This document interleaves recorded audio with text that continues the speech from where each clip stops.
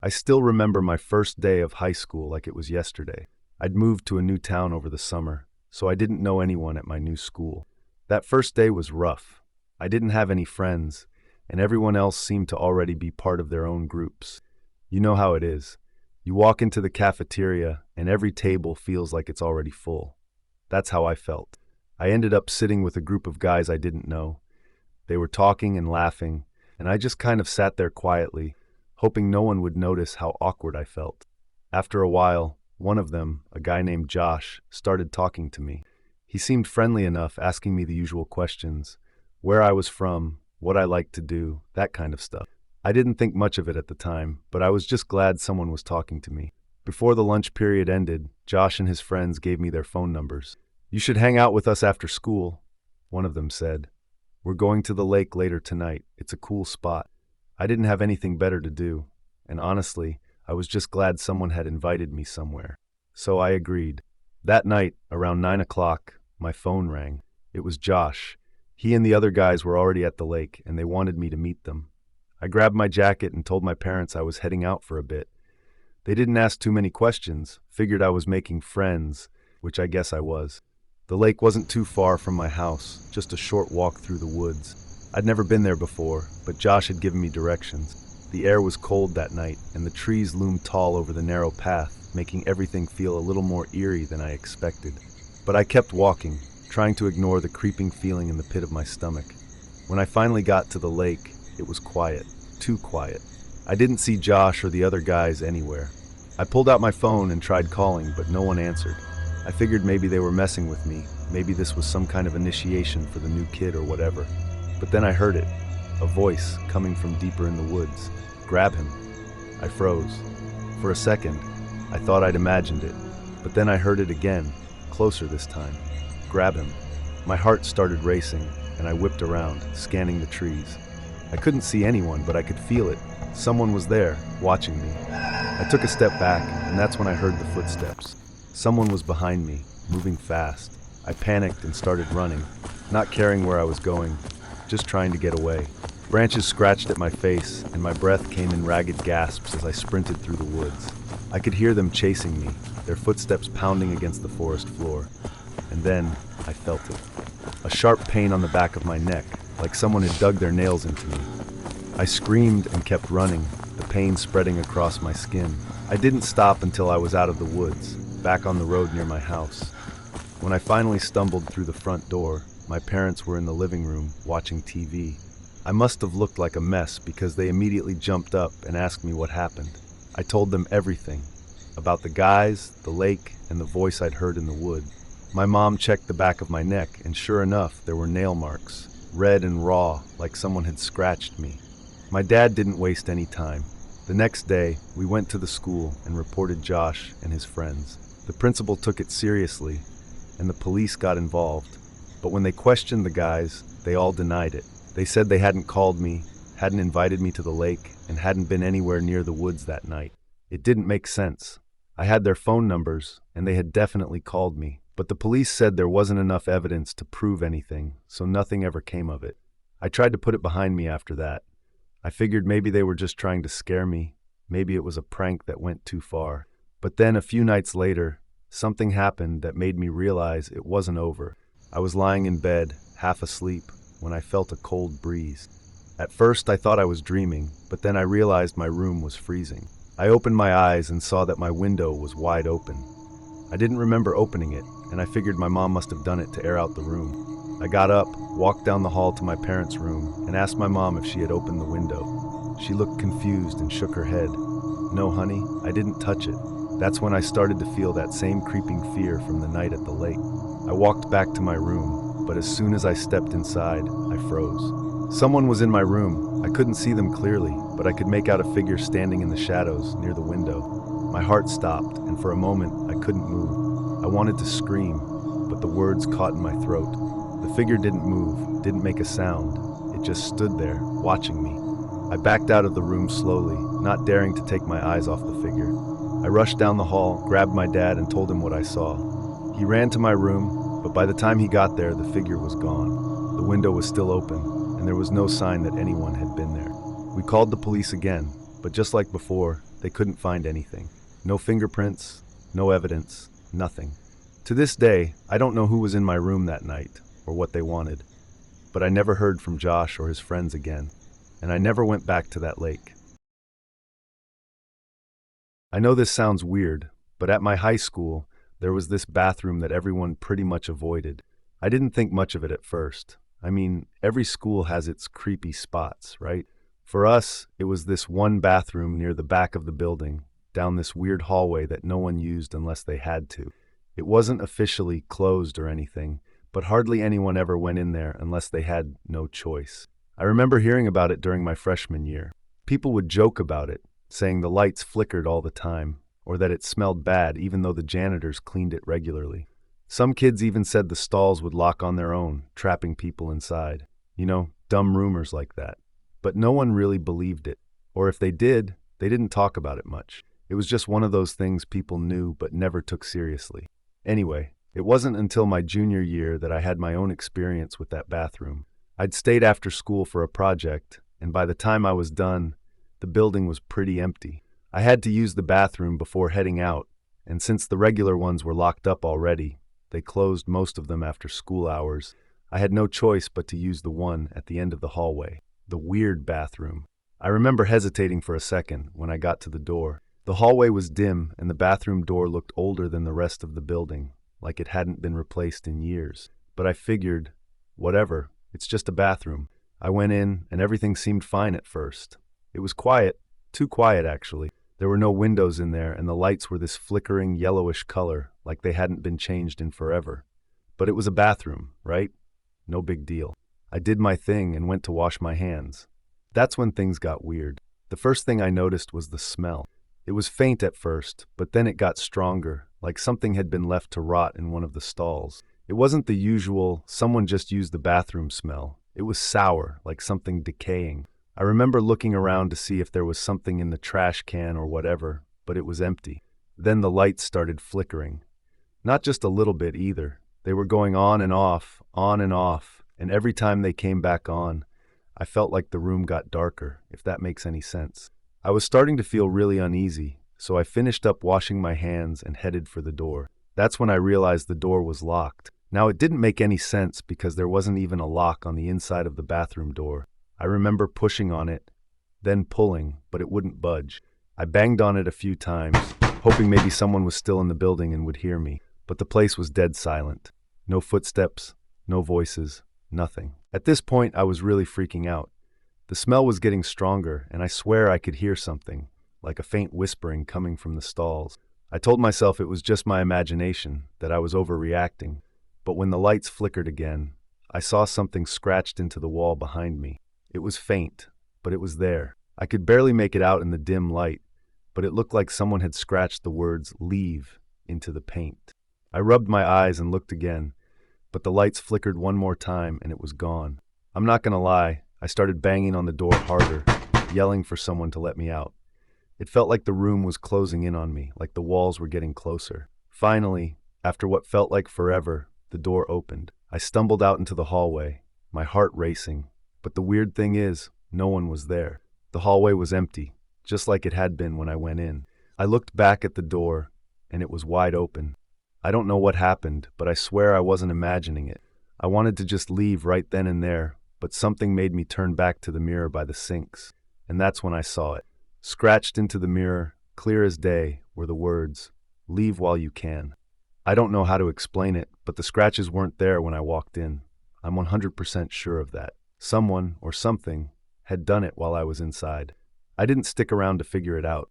I bolted out of there and didn't stop running until I was outside, gasping for air. I didn't tell anyone about it at first. Who would believe me, right? It's just a bathroom. But a few days later, I overheard some kids talking about how the lights in that bathroom had been flickering for years, and how more than one person had said they got locked inside. Some of them even said they'd seen scratches on the walls, just like I did. I don't know what's up with that bathroom, but I've never been back since. And the funny thing is, no one talks about it anymore. It's like everyone just agreed to avoid it and forget whatever weird stuff happens in there. But I can't forget. I still think about those scratches on the mirror and wonder if I was really the only one who's seen them. This happened when I was a senior in high school. We went on a field trip to a nature reserve. It was one of those trips that you look forward to because you're out of the classroom and the teachers are usually more relaxed. I thought it would just be a day of hiking and taking pictures, maybe eating lunch in some clearing. It was all pretty normal at first.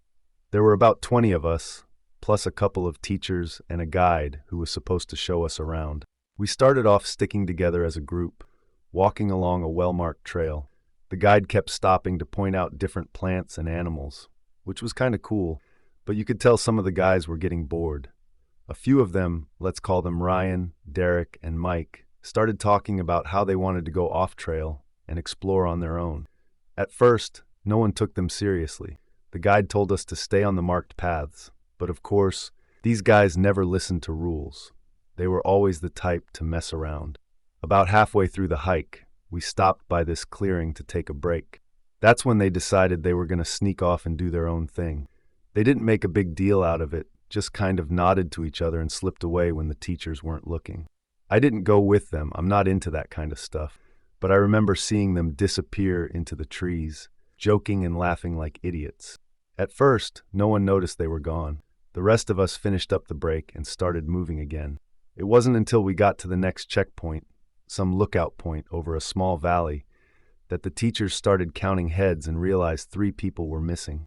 The guide wasn't too worried at first, said they'd probably catch up or maybe they went back to the parking lot. But the teachers were freaking out. They started asking us if anyone knew where Ryan, Derek, and Mike had gone, but no one admitted to seeing them leave. Maybe we didn't want to get them in trouble, or maybe we just didn't think it was a big deal. But the longer they were gone, the weirder it got. We waited at the lookout for what felt like an hour, calling their names, but there was no sign of them. The teachers split us up into small groups and sent us to search around, but they didn't want anyone going too far from the main trail. So, we just walked around, calling their names, but it was like they had vanished. The guide radioed someone back at the reserve office, and after a while, a search team was sent out. They told us to head back to the parking lot and wait. That was when things started getting really tense. I remember sitting with a few other guys by the vans, trying to joke around to ease the mood, but everyone was on edge.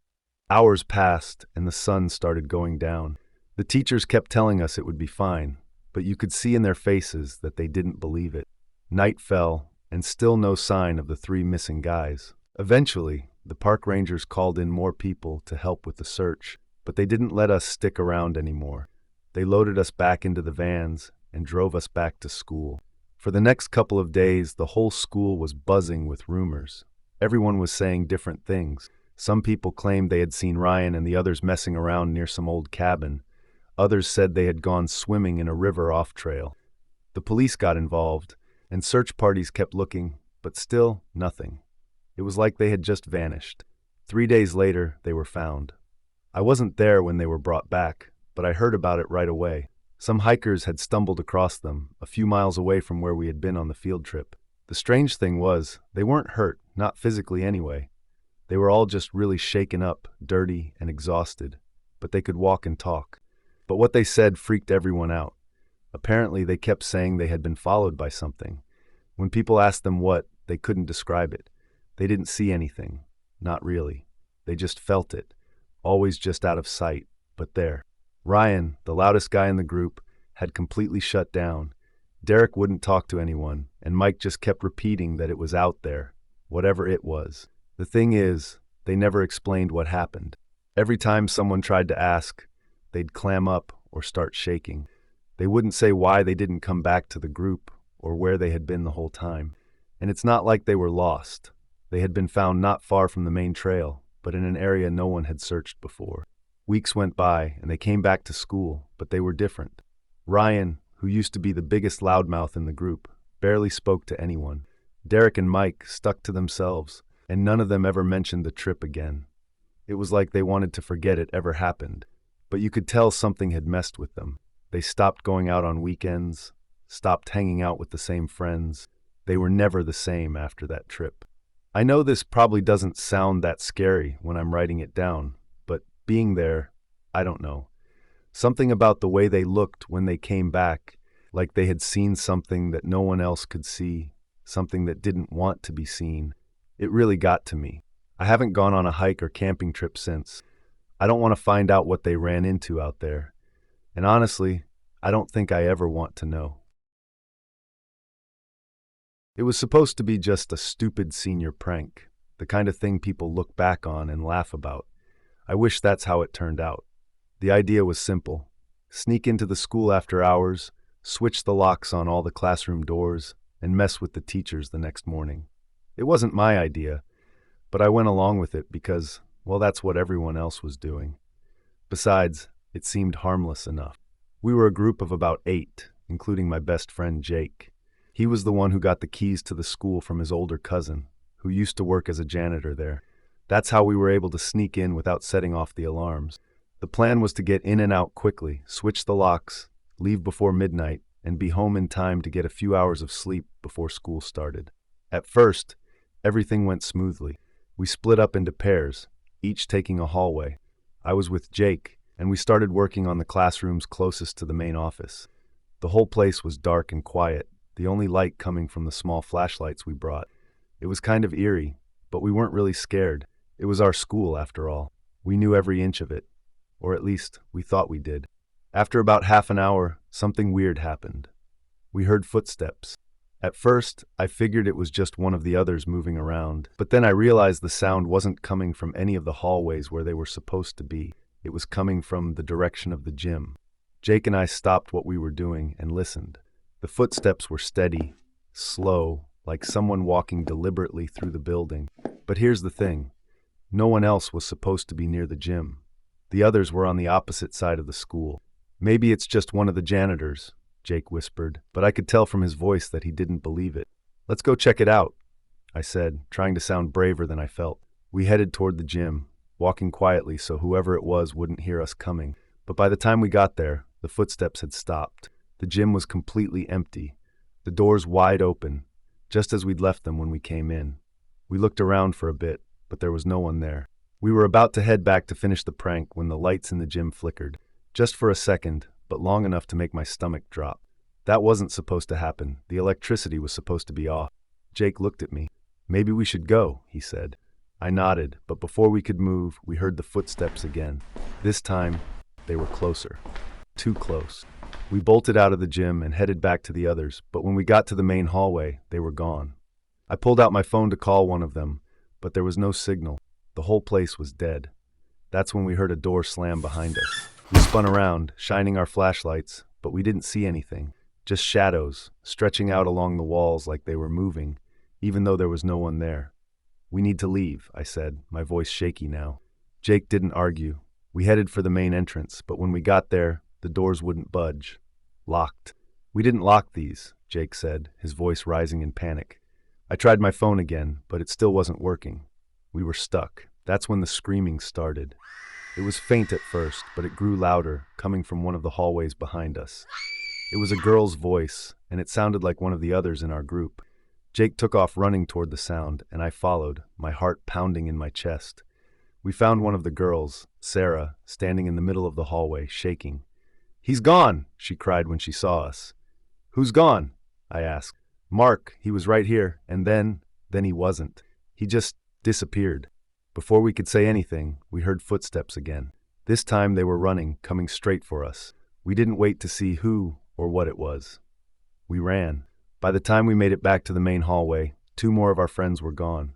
The doors were still locked, and we were trapped inside the school with something or someone that knew we were there. We split up, hoping to find another way out. That was our mistake.